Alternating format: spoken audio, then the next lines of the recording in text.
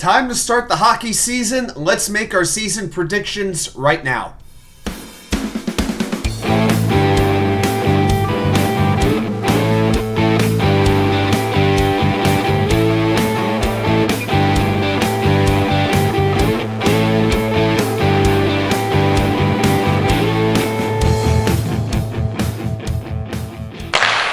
And welcome back to New York Sports WickerMedia. I'm Wa2K99. Thank you as always for taking the time to watch these videos. So, it is Monday night as I'm doing this recording, and the hockey season is set to start October 10th, Tuesday night. 3 games will be going on. My New York Rangers will be opening the season Thursday night against the Buffalo Sabres. But with all of the misery from the 2023 baseball season and the inevitable frustration of the football season, it's time for new beginnings. It's time to talk a little NHL. So what I'm going to do is make my season predictions. I'm going to give you 1 through 8, where I think each team is going to finish in their respective division. I'm going to give you some season-ending award predictions. Also tell you who I think is going to be in the Eastern and Western Conference Finals. And finally, my prediction for who will hoist Lord Stanley's Cup, the greatest trophy in all of sports. All right, well, let's get right into it. I'm going to start out west. I'm going to start with the Western Conference, and we're going to go with the Central Division. Now, I really think there's only 2 teams really in contention for the division crown. You got the Colorado Avalanche, you've got the Dallas Stars. A lot of experts have them as running kind of neck and neck for first place. And I got to give Dallas a lot of credit. They've added talent to their team before their veterans get too old. Colorado continues to add more talent like Ryan Johansson, Jonathan Drouin. They have a fantastic core already with the likes of Nathan MacKinnon and Cale Makar. You know, the health is going to have a lot to do with this because, you know, both of these teams do have some players who are injury prone. The Avalanche really struggled with injuries last season, a big reason they did not return to the Stanley Cup Finals. You know, I do like Dallas a little bit more because I'm a big fan of Jake Ottinger, their starting goalie.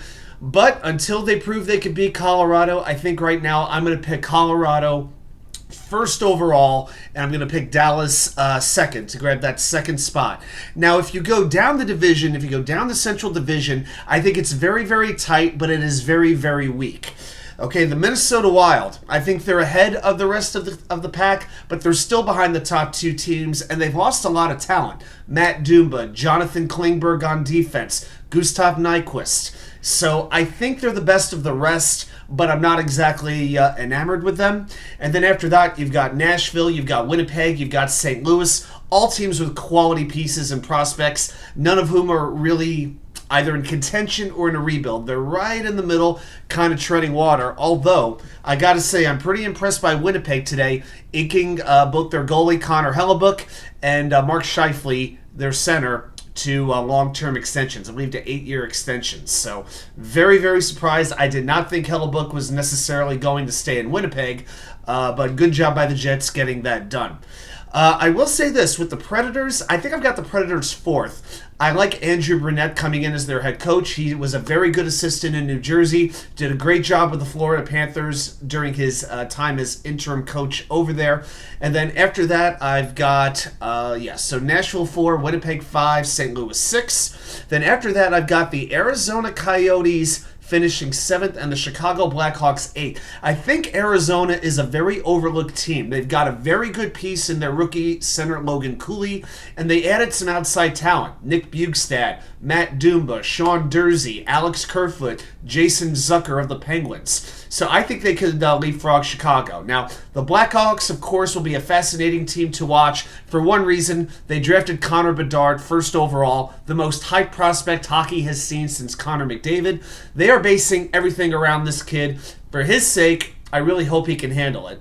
Now, the Blackhawks did add some veteran talent like Taylor Hall, Corey Perry, Nick Foligno, but again, very, very little on defense and maybe the worst tandem of goaltenders in the sport to speak of. All right, so that's how I see the Central Division playing out. Now, the Pacific Division, I'm just going to run this down. I've got the Edmonton Oilers finishing first, followed by the Vegas Golden Knights. I've got Seattle third, Los Angeles fourth, Vancouver 5, Calgary 6, Anaheim 7, and San Jose 8. You know, there's a lot of questions in the Pacific Division, whether it be How the Calgary Flames are going to handle some players who have been talking about leaving. What are the Vancouver Canucks going to be? Can they have a good consistent month or two at a time? Now, the biggest question though is which of these top two teams is coming out ahead, the Oilers or the Golden Knights?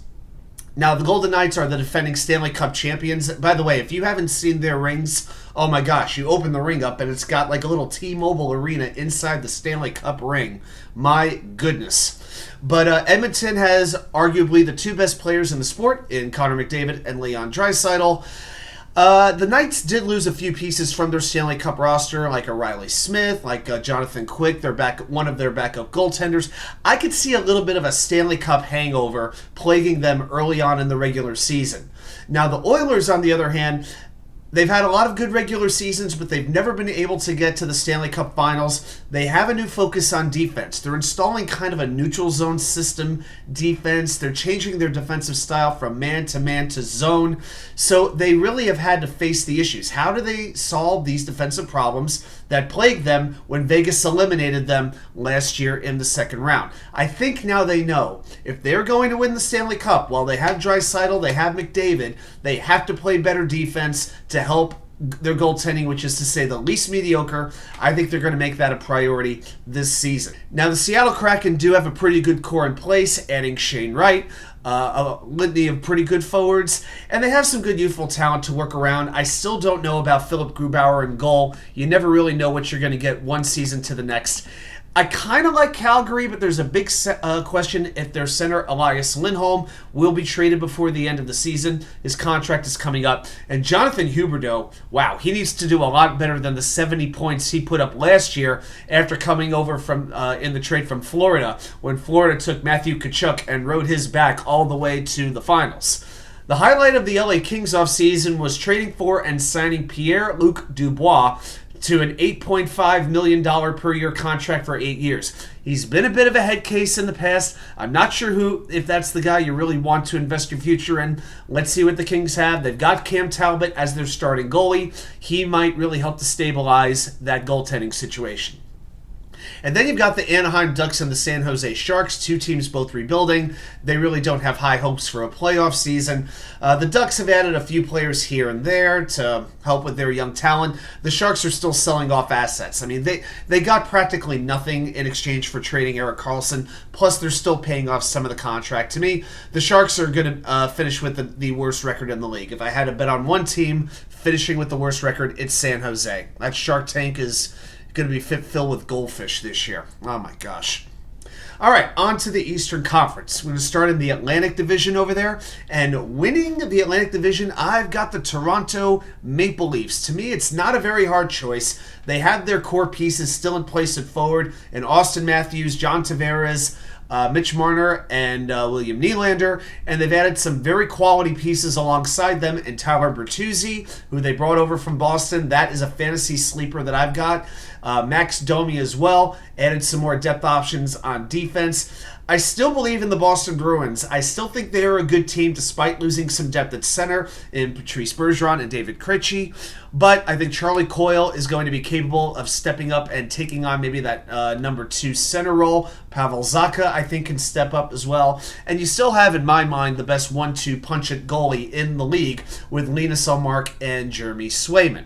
Now, the Tampa Bay Lightning should still have enough to make the playoffs. I've got them finishing 3rd in the division, but they're getting older. The salary cap is really becoming a problem, and also their goalie, Andrei Vasilevsky, in my mind, a top 3 goalie in the league. He's out for at least 2 months following back surgery.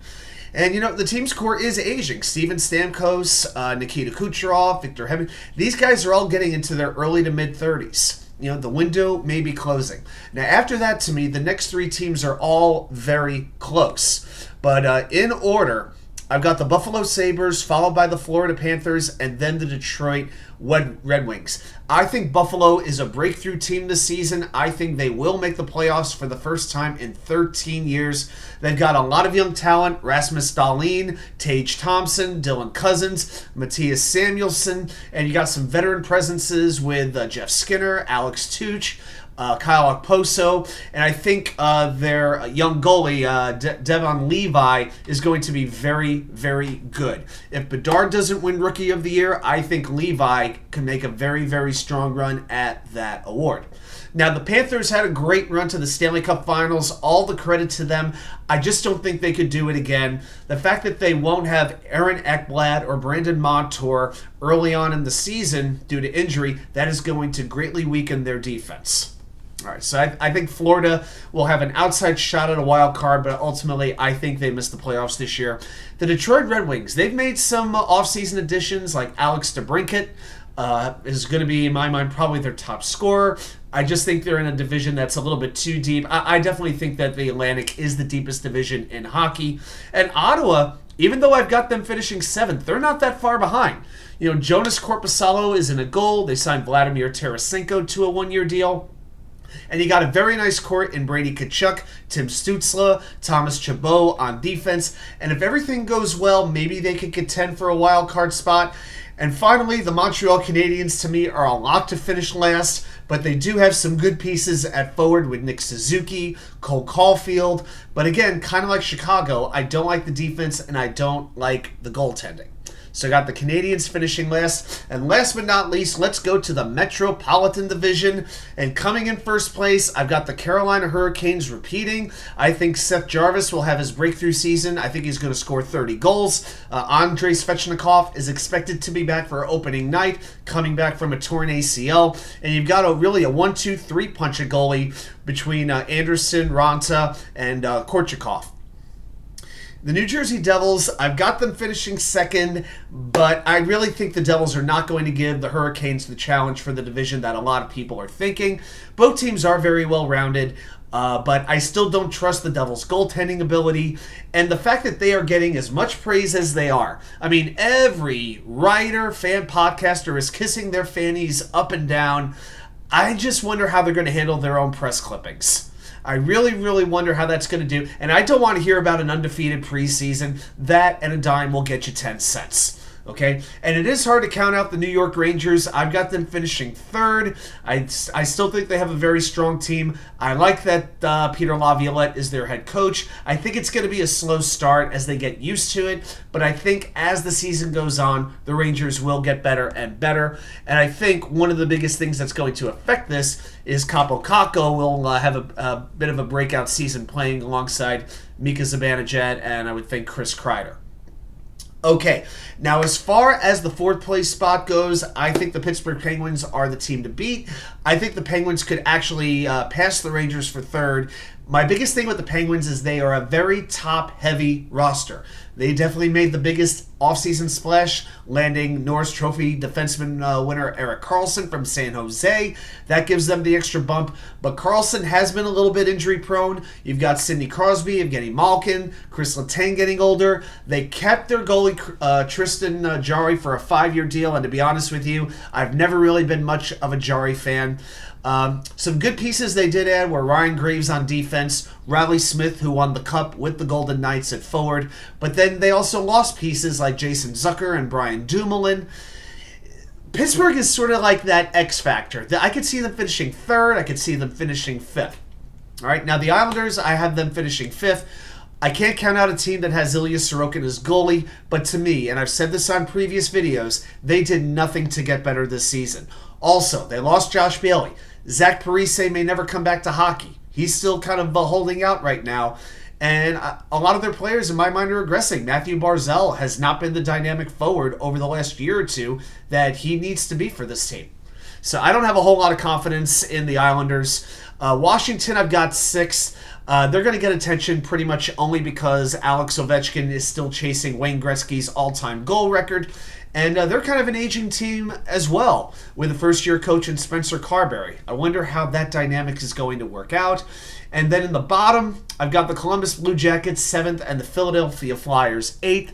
I think the Blue Jackets have a chance to surprise a few teams, but they aren't quite ready to be in the playoff race. The Flyers are completely rebuilding. You've got Danny Briere in as general manager.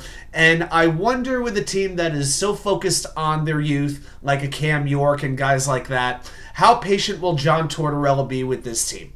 I don't know. I don't know if this is going to be Tortorella's kind of team because he is not exactly known for his patience. But we will see what happens. Now, as far as the season-ending awards go, I'll give you 5 right now. For the head coach of the year, the Jack Adams Award, I've got Don Granato from the Buffalo Sabres. Again, when you get the Sabres into the playoffs for the first time in 13 years, that's your coach of the year. The Calder Trophy, it's hard to go with anybody other than Connor Bedard for Rookie of the Year. Norris Trophy, I'll still go with Cale Makar with the Colorado Avalanche for Best Defenseman. Best goalie, the Vezina, I've got Jake Ottinger of the Dallas Stars. I think he is going to be the backbone of that team.